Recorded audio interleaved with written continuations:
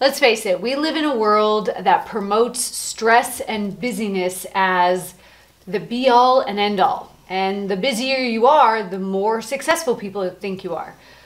But in reality, stress doesn't make us feel all that good, and it causes a lot of issues in the body.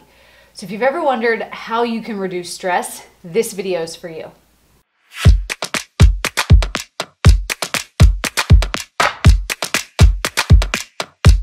Hi, my name is Tiffany Toombs. I'm a high-performance mindset coach that has worked with thousands of people across the world to help them break the stress cycle and burnout cycle for good. In this video, I'm going to share with you what you need to do step by step, the 3 most important steps that you can take to start reducing your stress levels starting today. So the very first step that we need to take to reduce our stress levels for good is we actually need to know what all is stressing us, which means we need to look at every area of our life so that we can have a comprehensive view of the stresses. This doesn't just include finances, family, work, and other commitments. This also includes things like, what are the psychological stresses that you have? Is there unhealed trauma or emotional baggage that you're holding on to? Do you have grudges or negative emotions that you've been suppressing and pushing down? It also includes things like physical. What are the physical stresses in your area? What is the pollution like? What is the air like in your home? Sometimes something as simple as an air filter change or cleaning out the air ducts in your home can greatly reduce the stresses that our body is experiencing. We also want to look at chemical stresses. Did you know that on an average morning, the average woman getting ready comes into contact with 168 different chemicals just by having a shower, washing her hair and her body, putting on makeup, hydrating, lotioning, moisturizing, all of those things. And most of these 168 chemicals that we come into contact with are actually known carcinogens, which means they increase our chances of getting cancer. They're hormone disruptors, and they do a whole bunch of other stuff to create stress in the body. Food can also be a stressor. If you're not aware of the foods that you're eating and how they're impacting you, if you're not listening to the messages from your body, then you might be eating foods that are actually causing more stress to the system. So we want to have a very comprehensive idea of the stresses that we're facing so that we can make the best decision of where to start. Now, I understand that by making this list of all the stresses that you have in your life, that in itself can be stressful and overwhelming. So as you do this activity, just take a deep breath. Let go of the judgment that you have for yourself, because most people have just as much, if not more, stressors in their life than you do. You're the one who's actively taking action to correct this so that you can improve your health. So give yourself a high five for doing that. Give yourself some compassion and some grace for not knowing what you didn't know, and recognizing that you're making changes right now to improve your stresses so that you can be and feel better mentally, emotionally, physically, and spiritually. The other thing that it's important to know as you do this is there are a number of things in the world that are promoted as good stresses. Things like exercise, things like intermittent fasting, things like saunas and cold plunges. We're told that all of these things can be good for us, and they can be in the right situations. I want to reiterate that. They can be good for us in the right situations. If our body is already highly stressed, if we already have a ton of other stressors in our life, then this just adds to it. The body doesn't differentiate and separate stresses like we do with colored clothing and non-colored clothing when we do the laundry. We have one stress basket in the body, and all stresses go into that. So if that basket is already overflowing with stresses, and then we attempt to do something like doing a cold plunge or working out even harder, that can have detrimental impacts to our health. So we'll talk about those good stresses in just a moment, but we need to have and start with a comprehensive list of all the things that can be stressing us out, whether we perceive them as good or bad. Now, before I share with you how we can start reducing these stresses, I would love to have you subscribe to my channel. I am putting out brand new videos just like this one every single week to help you heal your mind, master your mindset, let go of the stress cycle, and become the best version of you. I also have a number of guided meditations that are going to help you step into your potential as well. So go ahead, click that subscribe button below and like this video while you're there. So the second step is the thing that people most commonly mess up when they're attempting to make change in their life or reduce their stress. People think they have to get rid of all of it all at once, or there's no point in doing any of it. Right? We have this all or none mentality, and it's kind of been promoted in society through the times. In reality, having this all or none mentality actually sets you up for failure, because what happens is our body is already stressed out, and we are actively wired against making change. We are wired to stay the same, because the same equals safe, safe equals survival. And so when our body is already stressed, it's putting the nervous system into a state of fight or flight or survival mode.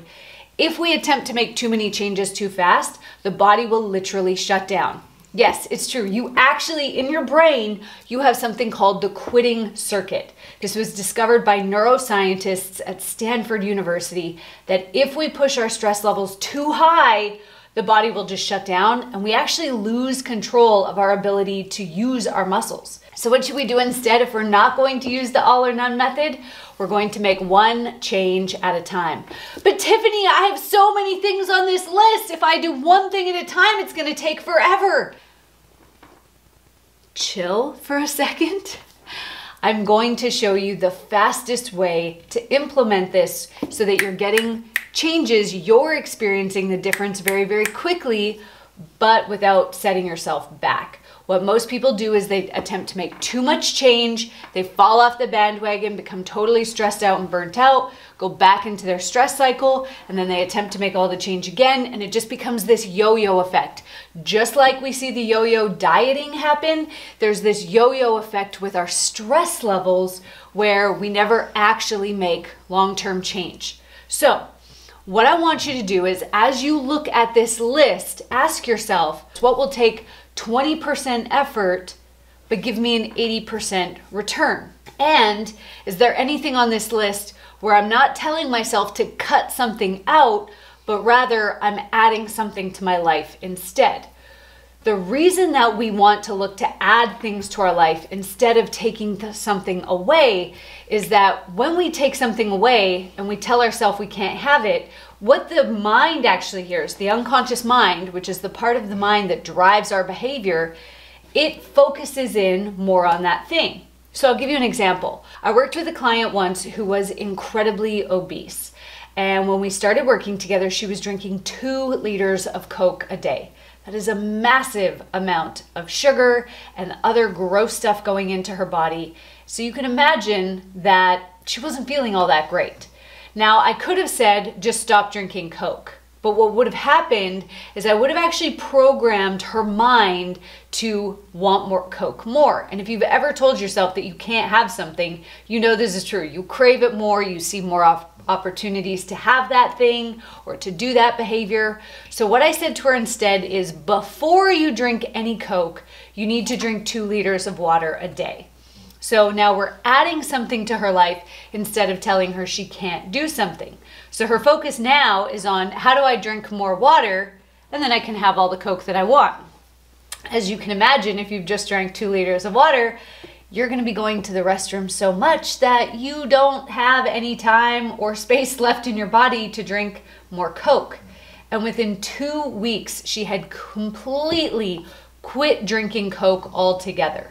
And so that made a massive impact on the stress levels that we were facing. So what takes 20% effort and gives you an 80% return, adding water, didn't take that much extra. She just had to start carrying a water bottle around with her. And what can you add to your life instead of taking away? When you apply these 2 principles and make one change approximately every week, you will see greater long-term success and momentum than if you were to do the yo-yo back and forth. So I'd love to hear from you. What is the first change that you think you're going to make in your life as you start to reduce your stress levels? Go to the comments below and let me know. All right, so the last thing that we want to do after we've started making some changes is we want to start recalibrating the nervous system. Now, if we've been in a stressed out state for a very long time, which most people that I come into contact with, myself included, have been in a stressed out state from the time they were children. They lived in a chaotic environment, they were perfectionists or people pleasers or whatever else that created this pressure on them, and it created stress.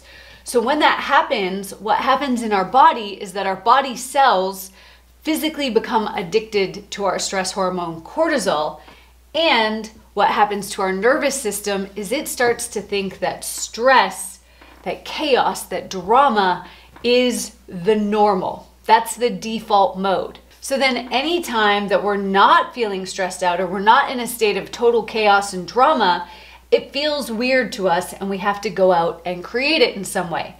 The nervous system actually loses its ability to move us from a stressed out state to a rest and relaxed state.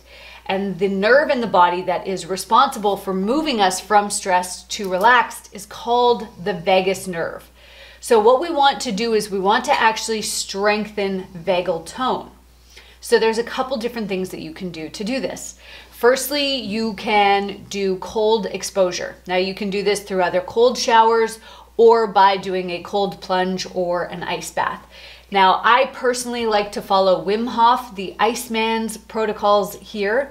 And so what he recommends is don't start with the water so cold that it's painful for you. If you do that, you're putting way too much stress on the system to begin with, and you're unlikely to actually stick with it.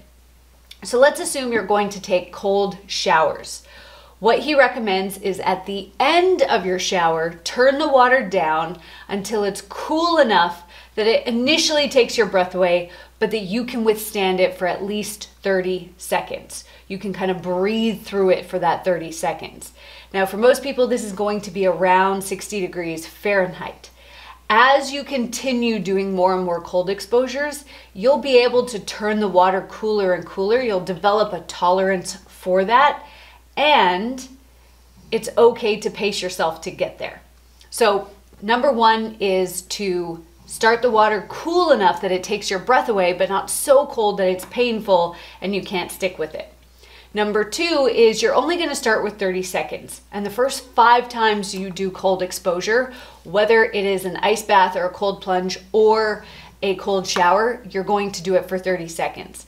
After those 5 repetitions, then the next 5, you're going to increase by 15 seconds. So you'll do those for 45 seconds and then increase to a minute for the next 5 and go all the way up to 2 minutes. You do not need more than 2 to 3 minutes in cold exposure. Again, whether that's the cold shower, the cold plunge, or the ice bath, you don't need more than 2 to 3 minutes to get the benefits for your body and your nervous system. Other things that you can do to help strengthen that vagal tone is anything to do with your vocal cords. So singing, humming, chanting, gargling. The vagus nerve actually runs in right behind your vocal cords, your voice box. So any high use of your voice box will actually help you to stimulate that vagus nerve, to build up that vagal tone so that we can get into the habit of moving us from stressed to relaxed. Now, if you want more tools to help you break the stress cycle, to reduce your stress dramatically and quickly, if you want to understand more about the hidden stresses that exist in your life, I would love to share with you the replays from a workshop that I ran called the Stress Reset Workshop. These replays are totally free, and there is 6 hours of training that will show you what stresses are in your life, how the stress is impacting your body, and how you can start making real change right now. All you have to do to access these replays and get lifetime access is go to www.stressresetreplay.com or click on the link in the description below. Thanks for watching.